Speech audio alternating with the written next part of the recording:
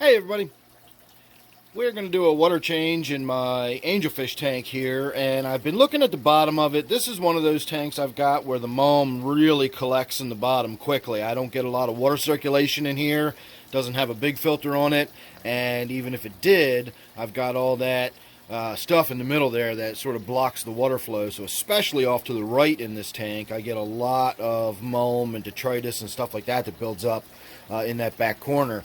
But lately I've been noticing this is one of my tanks that the cyanobacteria comes back every so often, and I've noticed that that's kind of what's happening again. You can see very clearly I've got that sort of green film. I know the glass is all filthy. This is the before part of the video. It's always kind of like that when we do this. You can see back there, it's not just mulm, it's sort of that sheet of cyanobacteria. So the last time I got in here and did this, I used my regular gravel vac, and I scrunched it and did all that and really rooted around in the gravel, and I attempted to break up that cyanobacteria in ways that would make it sort of fine enough that it would get sucked out by the gravel vac. And what wound up happening was I made it angry, and I got a sheet of green grew all over everything in the tank.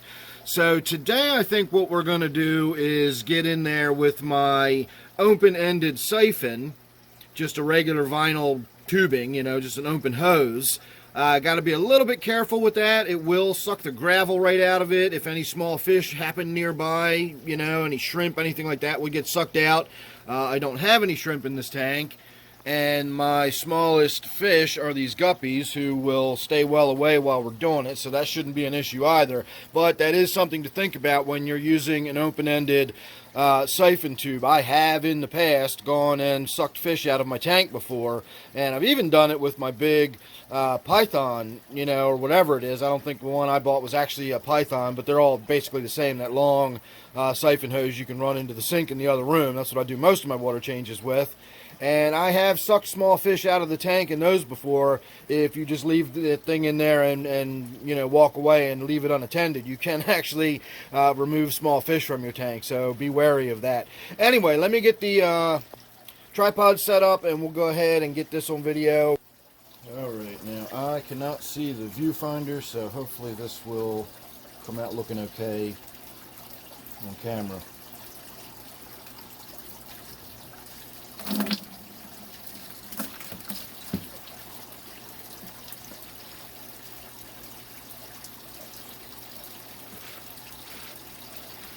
Now I can already tell you I'm removing a lot of gravel with this, but that's not a big deal. I can sterilize the gravel. Now I gotta be careful. I got a fish sitting right there. I don't know if you can tell or not, but my clown pleco is right there. I'm trying not to block my own light here. You can see how that's coming up in thick sheets.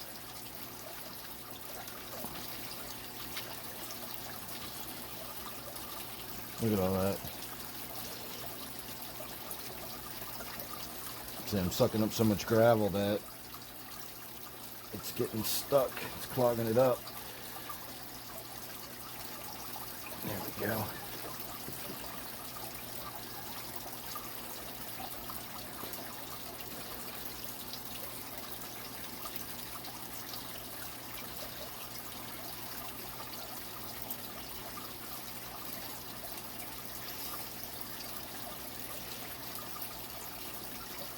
I might have to go through here and do an additional 5 gallons because I've still got, oops, I just broke my siphon. Oh, I got it back. This hose is really hard to work with. It's really stiff, and it doesn't want to curl into the bucket properly.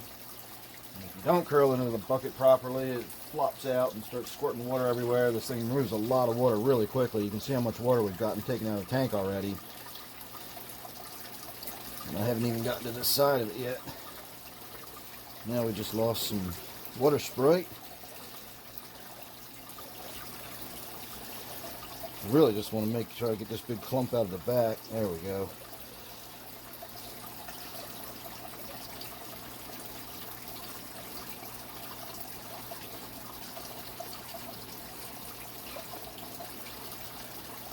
There's plenty of mulm and stuff in the darker corners.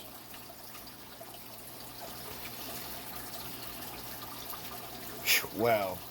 I stopped that with about, oh, I swear it is actually, the water is actually above the lip of the bucket.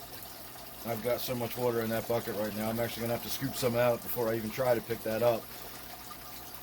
So, alright, there you go. I don't know if I'm going to get in there and really try to get a second vacuum out of there. The goal is not to sterilize the tank. It's just to get some of that out there, do a little bit of maintenance, clean it up. It'll come back again, but, you know, we've just removed it. As I always, you know, use the analogy of cutting the lawn. Every time you cut the lawn, it's going to grow back. You know, you're going to have to cut it again one day, so it's not like it's a one-time deal. Anyway, let me get the tank a little bit cleaned up, and then we'll have a look at it after I'm all finished with everything. Alright, and there we are, all finished. Now, I didn't get it all out of there, obviously, but I did go back and do a little more after that first bucket. I probably did 2 more gallons, and I'm glad I did, because I got so much stuff out of the back. Not only was it a couple of really big sheets of the cyanobacteria, but underneath of those sheets was a bunch of grungy mulm and stuff that had built up, and it had actually built up to the point where it was starting to create a few little pockets of gases under there, and so it was definitely time to get in there and get all that stuff cleaned out. So it was well worth going in and doing a couple more gallons. I just realized I knocked my little piece of woodwork down there. I don't dislike it like that. I might actually just leave it there. Now you can see the whiptail catfish hanging on the intake right there. When I was doing a water change or a filter change, I decided I was going to go ahead and pull the intake tube off. You can see how it looks all black and grungy. I completely forgot that that catfish hangs on that thing, and when I lifted it up out of the water, the catfish fell off and fell into the tank, and so I wound up shooting a little bit of video of that, and I was going to put that in this video, but I decided to just post it as a standalone video. So I've already posted that. If you haven't seen it, I'll put a link to that video, and you will actually get a close-up look at my whiptail catfish there with me holding it in my hand out of the water. So other than that, not a lot to talk about. I did change the filter. I did get in and clean out the inside of the intake tube, and on that note, step around the end here, I will say you can see how dirty and grungy and everything it looks. That's actually completely clean on the inside. I mean, obviously not completely clean, but if you look down the tube, it's just wide open. There's no, you know, stuff on the sides. It's not restricting the flow of it at all, and I wasn't so much worried about that. It did have a lot of stuff sort of gunked up on the intake, so that was worth cleaning off. And what I was worried about is where the impeller actually goes into the back, or goes into, you know, where the little impeller part is. That will tend to get gunked up, and if that is impeding the flow, it'll really slow down the flow of the water, because I was just noticing how there's just not any water flow in this tank, and it's got a new filter pad in it. I didn't clean out the biofilter, but that has been cleaned out fairly recently. I looked at it when it was in there. It's not really gummed up enough that it should be having that much of an impact. And yet, look at the amount of water flow we get in this tank. Even right down here,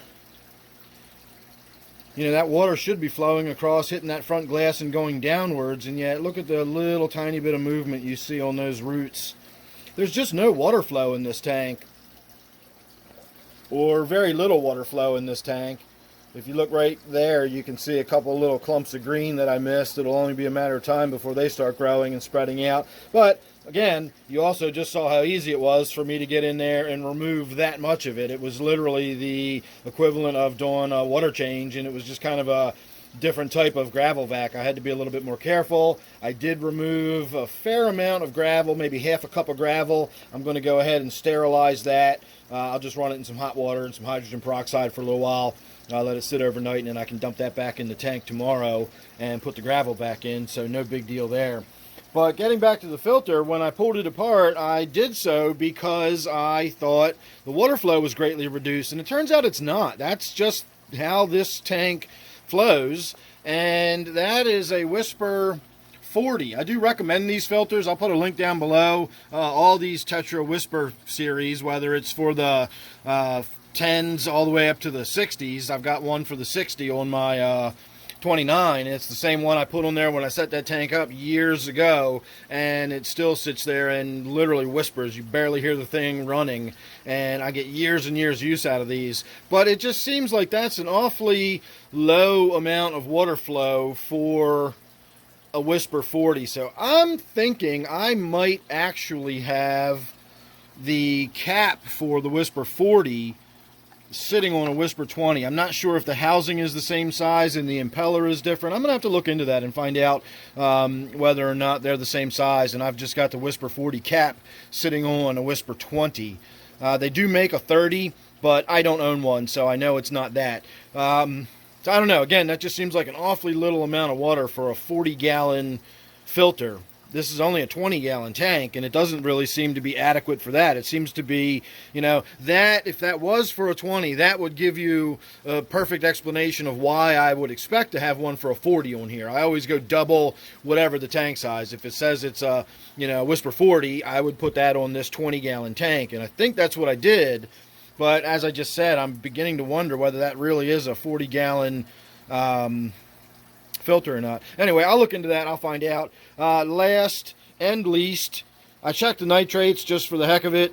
That is what the nitrates look like after about 7 gallons worth of water change. So I did get it down below the red, but we're still up pretty close to it. I'd call that at least, above 20, maybe between 20 and 30 parts per million. I know in this environment, just looking through it into the light or whatever doesn't give you a terribly accurate. But that's more orangey than red, so I'm not concerned about it. But that was a big water change to get it down low like that, so it was definitely way up in the red before we started. So there you go. That's about all I can think about to talk about in this tank. Remember to check out that other video if you're interested and you want to see that Farlowella catfish up close. It was only about a 2-minute video or whatever, spur of the moment. I just happened to, it fell out of my hand or fell out of the thing when I lifted the filter up. So I grabbed my camera real quick that was sitting there and just got some video of it. And that, of course, is my clown pleco that does such a wonderful job of keeping this tank clean. I really like that fish. I like the clown plecos a lot. They're really good fish for scouring and scrubbing, and you can see how much of the red has been scraped off of that rock. And remember, my camera makes that look really, really reddish purple. That has got a much more sort of rusty red color to my eye than it's coming out on camera. I don't know why that comes out so purple like that on camera, but it does not look like that to my eye. Anyway, there you go. More of a video than I expected, but by now you've probably come to expect that from me, if you're a regular viewer anyway. If not, make sure you're subscribed and you can become a regular viewer. Ring that bell, you'll get notifications. I try to post at least one video every day. Sometimes it's more than that, you never know. And as I always say, you never know what you're going to get with me, so if you're subscribed, you won't miss any of it. Alright everybody, thanks for watching this one. I'll see you real soon in the next one.